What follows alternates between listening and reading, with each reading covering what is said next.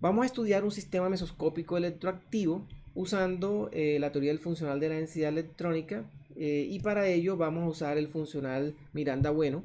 Este funcional es un funcional que fue propuesto en el 2016 por los profesores Paulo Bueno y David Miranda.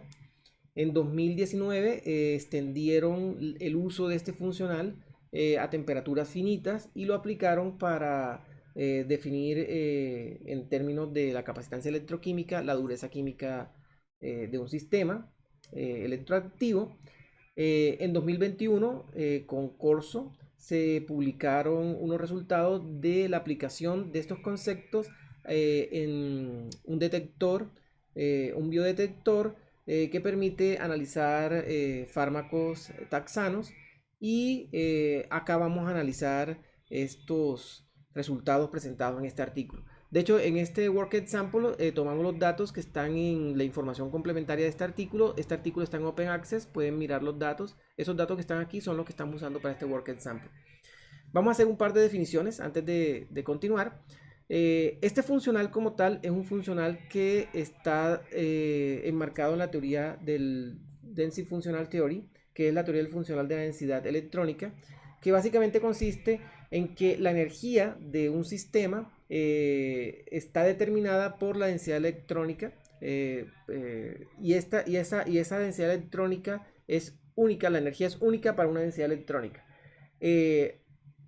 Hohenberg y Kohn propusieron un par de teoremas y los demostraron, donde se demuestra que efectivamente esa energía es única dado una cierta densidad electrónica.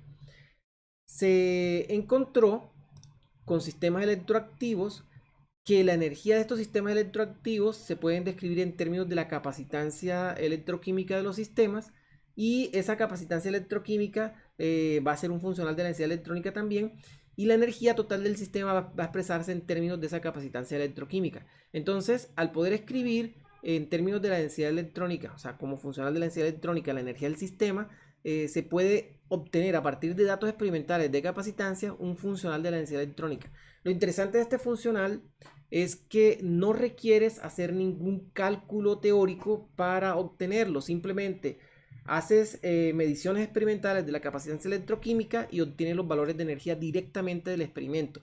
Es decir, esta sería una forma de acceder a la información mecánico-cuántica contenida en un sistema mesoscópico directamente de datos experimentales, a partir de datos experimentales. Este funcional fue demostrado en el 2019 que este funcional tiene esta misma forma para temperaturas finitas. Esto es así porque cuando calculamos el gran potencial, es decir, el potencial que se obtiene para una distribución gran canónica, dado que, miren que esta matriz, dado que solamente los elementos hamiltonianos contribuyen con la energía del sistema, entonces nosotros podemos calcular este logaritmo natural de la traza de la exponencial donde están los operadores hamiltonianos y operador número. Vamos a obtener que esa expresión se puede reemplazar como menos beta el funcional de la densidad electrónica. Entonces de esa forma se demuestra que este funcional de la densidad electrónica es el gran potencial, lo cual nos permite a nosotros poder describir varias cantidades termodinámicas en términos de ese funcional y también nos permite garantizar que cuando obtenemos datos experimentales, usando esta estructura matemática, ese funcional descrito de esa forma es válido a esa temperatura. Entonces, con base en esto, se puede usar la definición de Robert Parr y Ralph Pearson de la dureza química, quienes definieron aquí hay un pequeño error, ahorita lo corrijo. Quienes definieron la dureza química como el segundo variacional de la energía respecto a la densidad electrónica. Esto va al cuadrado, ¿no? O sea, esta es la segunda derivada funcional, no la primera. Si nosotros calculamos esta segunda derivada funcional usando este funcional que está acá arriba, entonces vamos a obtener cuatro términos.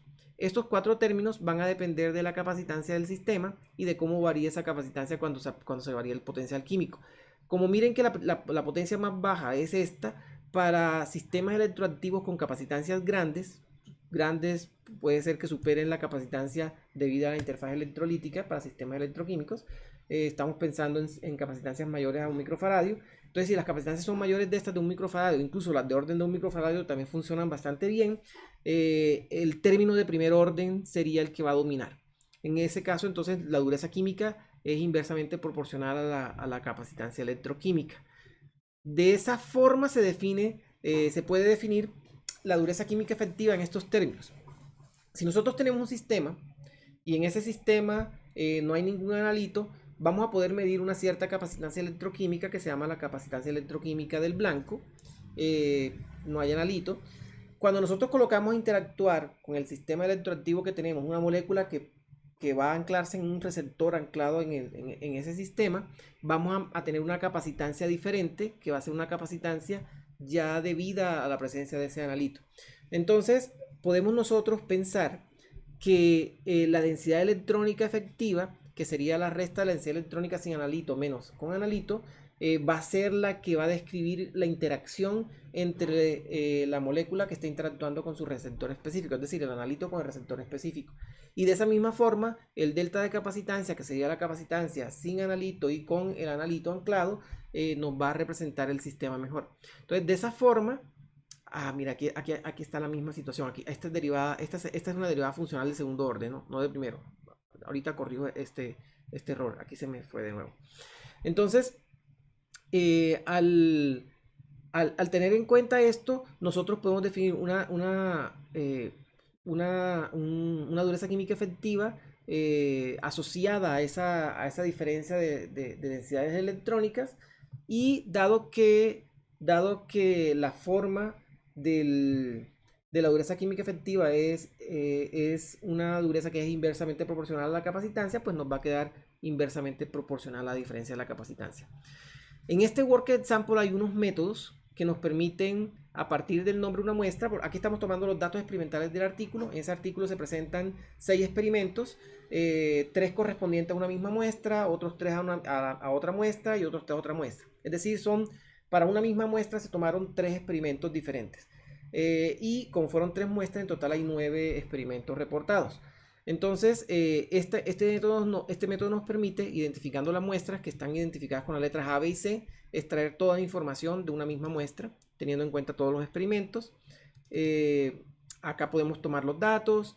Este método calcula las capacitancias a partir de los datos experimentales. Esta calcula la dureza química y esta la dureza química efectiva. Este es un método intermedio que nos va a servir para obtener un diccionario de Python que se usa para graficar, y tenemos un método para graficar. Los datos son los datos tomados de información complementaria del artículo. Ustedes pueden tomarlos directamente allá. Aquí ya se los puse organizados. Esos datos se colocan en una tabla de pandas, en un data frame. Y al procesarlos podemos graficar la capacitancia. Aquí podemos observar la capacitancia para los 3 experimentos. Las barras nos muestran los valores de acuerdo a la desviación estándar que tenemos para los datos. Y acá tenemos la dureza química dividida por el parámetro gamma, o sea, dureza química sobre gamma. Y en la figura 3 tenemos la dureza química efectiva. Hay 3 bloques de preguntas para este work example que van a permitir mejorar la comprensión de este tema que estamos estudiando acá.